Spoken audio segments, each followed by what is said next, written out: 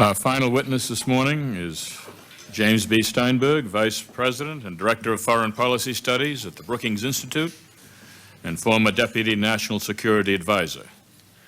We want to hear from Mr. Steinberg about the question of terrorism, about how the policy process works, and perhaps should work, at the senior levels of government. We look forward to his recommendations as to how the national security structure can perform better. Mr. Steinberg, your prepared statement will be entered into the record in full, and so please proceed with your testimony. Thank you, Mr. Chairman, and thank you for the opportunity to appear today before the Commission. The subject of this morning's hearing is crucial to developing an effective strategy towards Homeland Security, and it's clear from the discussion already that you all have given considerable thought and attention to this, which I think is a great service to the country.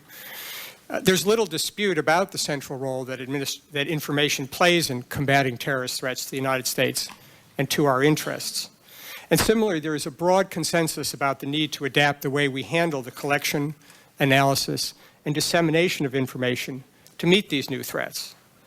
This consensus is reflected in the Congressional Joint Inquiry, in the enactment of the USA Patriot Act, the creation of the Department of Homeland Security, and the broad range of institutional changes adopted by the administration since 9/11. The question is not whether we should act, but whether we have gone far enough in thinking about the systematic implications of this challenge. My overall judgment is that while Congress and the administration have taken important and positive steps, we need to think more boldly. The basic tack taken thus far has been based on an incremental adaptation of existing institutions. Even the Department of Homeland Security, to date, has not fundamentally changed the way we handle the information challenge. This is perhaps not surprising, given the deep institutional inertia that provides obstacles to change, and the legitimate fear that disruption at a time of great risk carries its own risks. But as is often is the case, the short-run imperative to get on with the urgent task at hand can stand in the way of making the changes we need for the long run. And as Director Deutsch and you have discussed already, the post-World War II history of adapting our national security structures is instructive. Not until the Goldwater-Nichols Act of 1985 did we really move effectively to integrate the military services, and even today, important challenges remain. On the intelligence front, the concept behind the creation of the Director of Central Intelligence in 1947 has never been realized. In my statement, I identify 7 features of the counterterrorism challenge that, when taken together, constitute a powerful argument for a systematic rethinking about the way we do business. At the core is a realization that the community that is key to the counterterrorism task is much broader than the Cold War model of the national security and intelligence communities. Today, state and local governments and the private sector play a much larger role than the federal government, and the prevention task extends far beyond the law enforcement community. Therefore, we need an approach that reflects this far-flung, highly decentralized universe of critical actors, both in the United States and abroad. These features of the new challenge have direct implications for policy, which I've identified in my written submission. I want to just touch on a few of them here. First, we must give greater priority to information sharing. There's no question that there have been important improvements since 9/11, but they still do not fully reflect the sea change that is needed. A critical portion of the community of collectors and users of information related to Homeland Security are outside the corral of cleared personnel, and the solution cannot simply be to increase the number of people with security clearances. Similarly, the core concept of need to know, which is so fundamental to our current structure, is difficult to apply and often counterproductive in counterterrorism. Sometimes we don't know who needs to know, as the 9/11 experience itself demonstrates. We need an approach where the priority is to get the information out to those who can make effective use of it. The burden should be on those who want to classify and restrict to justify the restriction, rather than presume that information needs to be closely held, particularly when the originating agency that often makes these decisions has the greatest stake in protecting its sources and methods, but little accountability for the failure to share. I can illustrate this point by drawing on the story of how the scientific community ultimately tracked down and identified the SARS virus. The key to this effort was not a predetermined community of experts closely holding information among themselves. Instead, all those involved were encouraged to post their speculations and their research results on the internet, where anyone could access and build on them. In some cases, insights came from unexpected quarters. And this was in clear contrast with the process by which scientists uncovered the cause of AIDS in the pre-internet world. In that case, researchers worried as much about gaining credit for the discovery as with sharing with other researchers.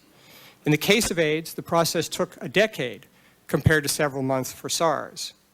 Now, of course, advances in biological research also helped speed the SARS identification process, but the comparison and the nature of the network that was used is instructive. The issue of balancing risks between sharing and protecting information is also illustrated in the debate over open source code versus proprietary source code in the cybersecurity world. Those who favor keeping source code secret argue that opening them to the public might expose security holes to potential hackers. Proponents of open code argue that by making the code public, more minds can be brought to bear to identify and patch potential security problems. More and more, this argument for openness is winning the day. Second major point is that we need to examine the two key walls that characterize our intelligence community during the Cold War, the line between law enforcement intelligence and the line between domestic and foreign intelligence. I won't repeat the arguments made so articulately and eloquently by Director Deutsch in his testimony to you, but suffice to say that I largely agree with his recommendations. We do need a Director of National Intelligence to integrate domestic and foreign counterterrorism efforts, and a domestic security agency which is separate from the FBI and law enforcement. While Director Schlesinger and others rightly warn that reorganization isn't everything, the example I cited of the 1947 National Security Act and Goldwater-Nichols also illustrates that at times nothing short of organizational reform will change the incentives that change the way the individuals act in the system. I know that some have expressed fears about the civil liberties consequences from creating a domestic security agency. I believe that the civil liberties issues, while real, exist today in the current system, as the debate over aspects of the USA Patriot Act make clear.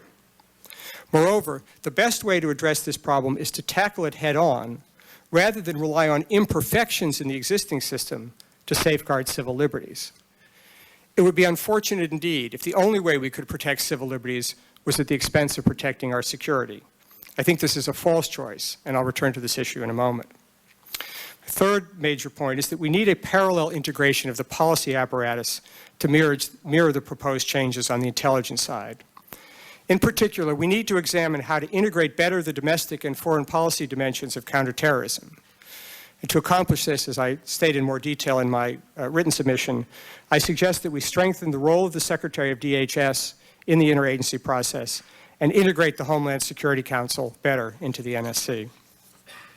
Finally, and most important, we need a system that will be effective in taking on the counterterrorism challenge while sustaining the support of the American people. As a result of the controversies over intelligence collection and analysis programs like the TIA and CAPS-2, and the recent revelations concerning JetBlue's provision of personally identifiable information to an Army contractor, today we risk creating the worst of two worlds. The public thinks that the government is guilty of massive invasions of privacy, while government officials may become so gun-shy about collecting information that they refrain from legitimate activities that could be vital to stopping terrorists. We can avoid both dangers by developing a clear, transparent approach to information gathering and use that empowers government officials to do their jobs while providing reassurance to the public that the information is being used in appropriate and tailored ways. Guidelines that set out the rules and procedures, backed by effective accountability practices, serve both goals simultaneously. As a member, along with Senator Gorton, of the Markle Foundation Task Force on Security in the Information Age, we have been working to help develop in more detail a strategy that would integrate advances in information technology with the necessary policies to achieve these two goals.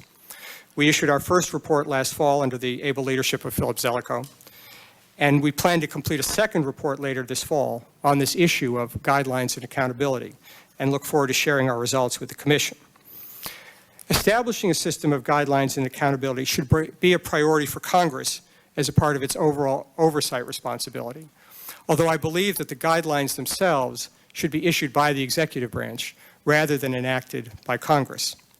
This will allow a learning experience as we move into relatively uncharted and technologically fast-moving waters. These guidelines should be developed in close cooperation with the private sector and with as much public transparency as possible, consistent with legitimate security needs. Thank you for your attention, and I look forward to your questions.